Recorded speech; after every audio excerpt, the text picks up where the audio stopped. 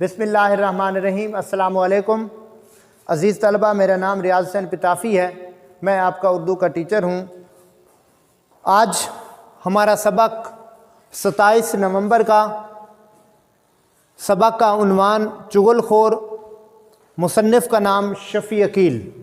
इसके सफ़ा नंबर 73, 74 और 75 को हम पढ़ेंगे। सबसे पहले पेज नंबर 73 पे आ जाएं।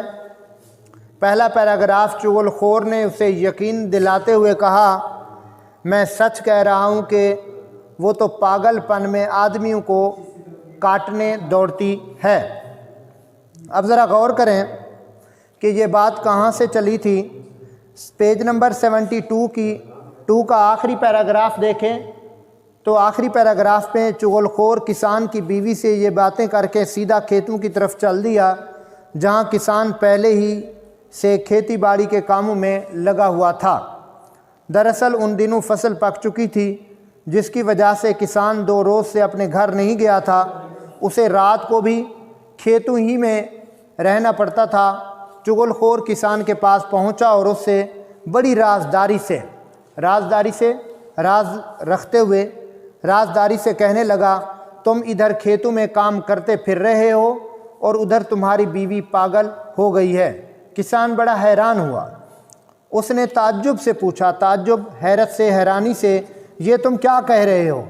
चुगलखोर ने उसे यकीन दिलाते हुए, यकीन एतबार, भरोसा, कहा, मैं सच कह रहा हूँ, वो तो पागलपन में आदमियों को काटने दौड़ती है।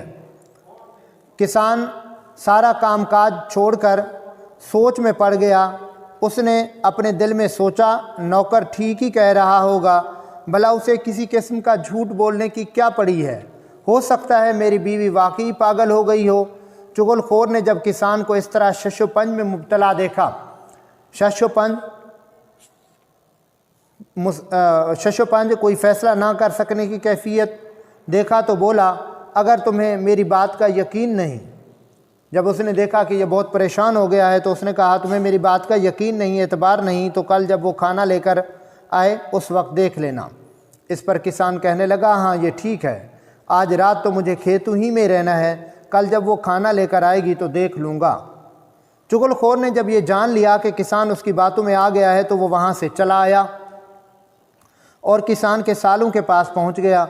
वहाँ पहुँचकर उसने उनसे कहा कि तुम लोग यहाँ मज़े कर रहे हो और तुम्हारा बहनोई तुम्हारी बहन को रोज़ मार मार कर अधमुआ कर देता है। अधमुआ, बेहाल, आधा मरा हुआ।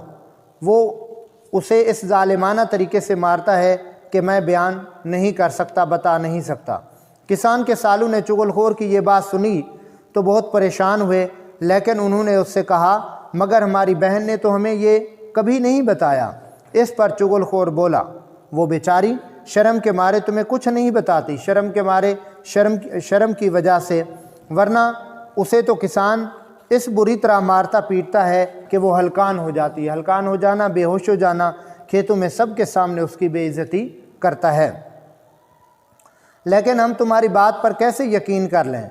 इस पर चुगलखोर झट से बोल पड़ा, झट से फ़ौरन, अगर तुम लोग ये समझ रहे हो कि मैं झूठ कह रहा हूँ तो कल दोपहर को जब तुम्हारी बहन खाना लेकर खेतों में जाएगी उस वक्त तुम खुद अपनी आंखों से देखना किसान उसे किस तरह मारता है।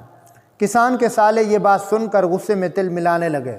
गुस्से में तिल मिलाना, गुस्से का इजहार करना, भला वो अपनी बहन की बेइज्जती कैसे बर्दाश्त कर सकते थे। उन्होंने चुगलखोर से कहा, अच्छा कल हम खेत में छुप कर ये सब कुछ आँखों से देखेंगे। चुगलखोर वहाँ से रुखसत होकर सीधा किसान के भाइयों के पास गया। अब चुगलखोर की एक ही चुगली है, वो मुख्तलिफ़ लोगों के पास जा रहा है, मुख्तलिफ़ बातें कह रहा है और उनसे कहा कि बड़े अफसोस की बात है, तुम लोग सब एक माँ के बेटे हो और फिर भी अपने भाई की मदद नहीं कर सकते। किसान के भाइयों ने उससे ताज्जुब से पूछा, ताज्जुब, हैरानी से, क्या हुआ, ये तुम क्या कह रहे हो, हम किसकी मदद नहीं करते? इस पर चुगलखोर ने रूहान सा समूह बनाकर जवाब दिया, रूहान सा रोने का अंदाज़, रोने जैसा मुँह, तुम्हारी बहन, तुम्हारा भाई सख्त मुसीबत में गिरफ़्तार है। उसके साले हर चौथे रोज़, साले उसकी बीवी के भाई, हर चौथे रोज़, हर 2 दिन के बाद आकर उसे ज़दोकोब करते हैं। ज़दोकोब करना, मारना पीटना, اور ایک تم ہو کہ تمہیں اس کی خبر تک نہیں۔ کسان کے بھائی یہ سن کر پریشان سے ہو گئے اور کہنے لگے مگر ہمارے بھائی نے تو کچھ نہیں بتایا۔ چغل خور بولا وہ تم سے کیا کہے، بیچارہ اپنی شرافت کی وجہ سے کچھ نہیں کہتا اور خاموشی سے یہ بے عزتی برداشت کر لیتا ہے۔ جواب میں کسان کے بھائی کہنے لگے ہمیں تو تمہاری بات پر یقین نہیں آ رہا۔ یہ سن کر چغل خور نے کہا اگر تم لوگوں کو میری بات کا یقین نہیں تو کل دوپہر کو آ کر اپنی آنکھوں سے یہ سب کچھ دیکھ لینا کہ کس طرح کسان کے سالے اسے مارتے ہیں۔ کسان کے بھائی غصے میں تل ملانے لگے۔ غصے میں تل ملانا، غصے کا اظہار کرنا۔ انہوں نے کہا اچھا ہم کل دیکھ لیں گے وہ ہمارے بھائی کو کس طرح ہاتھ لگاتے ہیں، ابھی ہم مرے نہیں۔ اس طرح چغل خور سب لوگوں سے یہ باتیں کہہ کر واپس آ گیا اور اپنے کام کاج میں وہ اس طرح آ کر مصروف ہو گیا کہ کسی کو کانوں کان اس بات کی خبر نہ ہوئی، پتہ نہ چلا کہ کہاں گیا تھا اور کہاں سے آیا ہے۔ دوسرے روز دوپہر کو جب کسان کی بیوی کھانا لے کر کھیتوں میں آئی تو کسان نے کنکیوں سے اس کی طرف دیکھا، چوری چھپے دیکھا۔ وہ بڑی احتیاط سے اس کی ہر حرکت کا جائزہ لے رہا تھا کیونکہ اس کے دل میں تھا کہ کہیں پاگل ہونے کی وجہ سے وہ اسے کاٹ نہ کھائے۔ وہ یہ سوچ رہا تھا کہ پاگل پن میں وہ اسے کاٹ نہ لے، اس کی بیوی اسے کاٹ نہ کھائے، اس لیے وہ اس کے قریب ہونے سے ڈرتا تھا، وہ اس کے نزدیک نہیں آ رہا تھا۔ دوسری طرف کسان کی بیوی کی یہ کوشش تھی کہ کسان کسی طرح اس کے قریب ہو اور وہ اسے کاٹ کر یا اسے زبان لگا کر دیکھ سکے کہ نمکین ہے یا نہیں۔ جو ہی وہ چھاچھ کا مٹکا، چھاچھ لسی جو دہی سے بنائی جائے، اور روٹیوں کی چنگیری زمین پر رکھ کر بیٹھی، کسان جلدی سے پیچھے ہٹ گیا۔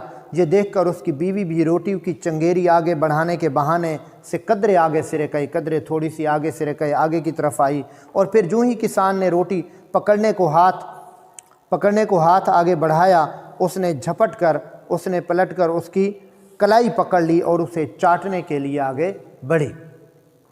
کسان اچھل کر دور ہٹ گیا۔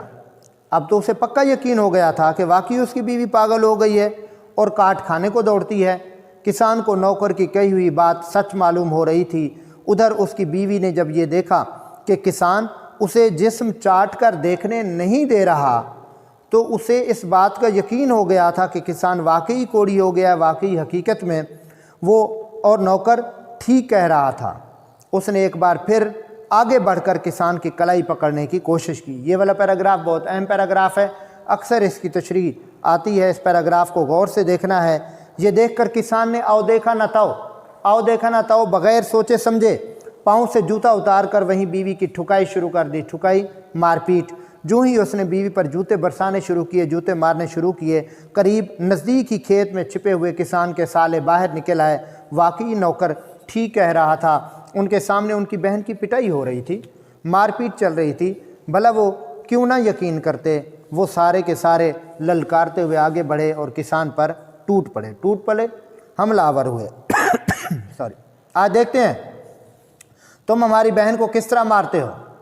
ان کا آگے بڑھنا تھا کہ دوسرے کھیت میں چھپے ہوئے کسان کے بھائیوں نے دیکھا واقعی نوکر نے ہمیں صحیح اطلاع دی تھی، صحیح درست۔ انہوں نے جواب میں کسان کے سالوں کو للکارا، مقابلے کے لیے پکارنا۔ آج دیکھتے ہیں تم ہمارے بھائی کو کس طرح مارتے ہو۔ اور اس کے بعد وہ سب ایک دوسرے پر پل پڑے، حملہ آور ہوئے، اور وہ سر پھٹول ہوئی۔ سر پھٹول ایسی لڑائی جس سے لوگوں کے سروں میں چوٹیں آ جائیں۔ وہ لاٹھیاں چلیں کہ سب خون میں نہا گئے۔ آخر ارد گرد آس پاس کے کھیتوں میں کام کرنے والے دوسرے لوگ بھاگ کر آئے۔ انہوں نے بیچ بچاؤ کرا کر انہیں ایک دوسرے سے علیحدہ کیا۔ پھر جب ان سب کا غصہ قدرے کم ہوا، کم ہوا تو ان سے لوگوں نے پوچھا تم لوگ اس طرح کیوں لڑ رہے تھے؟ اس پر سب نے اپنی اپنی بات بتائی کہ یوں نوکر ہمارے پاس آیا تھا اور اس نے یہ بتایا تھا۔ اس طرح جب وہ سب اپنی بات بتا چکے تو پتہ چلا کہ یہ سب کچھ چغل خور کا کیا دھرا ہے۔ وہ سارے کے سارے مل کر چغل خور کی تلاش میں چلے، لیکن اس وقت تک چغل خور گاؤں چھوڑ کر کہیں اور جا چکا تھا۔ کہتے ہیں وہ دن اور آج کا دن چغل خور کا کہیں پتہ نہ چل سکا۔ یہی وجہ ہے کہ آج بھی کوئی چغل خور یہ نہیں مانتا کہ وہ چغل خور ہے۔ دراصل اسے اس بات کا ڈر ہے کہ اگر اس نے یہ بات تسلیم کر لی، مان لی کہ وہ چغل خور ہے، تو کسان اس کے سالے اور اس کے بھائی اسے زندہ نہیں چھوڑیں گے۔ اسی لیے ہر چغل خور کہنے پر ناراض ہو جاتا ہے۔ یہ تو تھا ہمارا سبق۔ آج آتے ہیں ہم اپنے ہوم ورک کی طرف۔ عزیز طلبہ، ہوم ورک میں مشقی سوالات ہیں۔ سوال نمبر 1 کا الف، جو اس کسان نے چغل خور کو کن شرائط پر ملازم رکھا؟ چغل خور نے کسان سے کہا کہ مجھے روٹی کپڑے کے علاوہ اس بات کی اجازت دے دیں کہ میں 6 ماہ بعد ایک چغلی کھا لیا کروں۔ اس کے بعد چغل خور نے کسان کی بیوی کو کیا کہہ کر بدگمان کیا؟ چغل خور نے کسان کی بیوی کو یہ کہہ کر بدگمان کیا کہ کسان کوڑی ہو گیا ہے، کوڑی کا جسم نمکین ہوتا ہے۔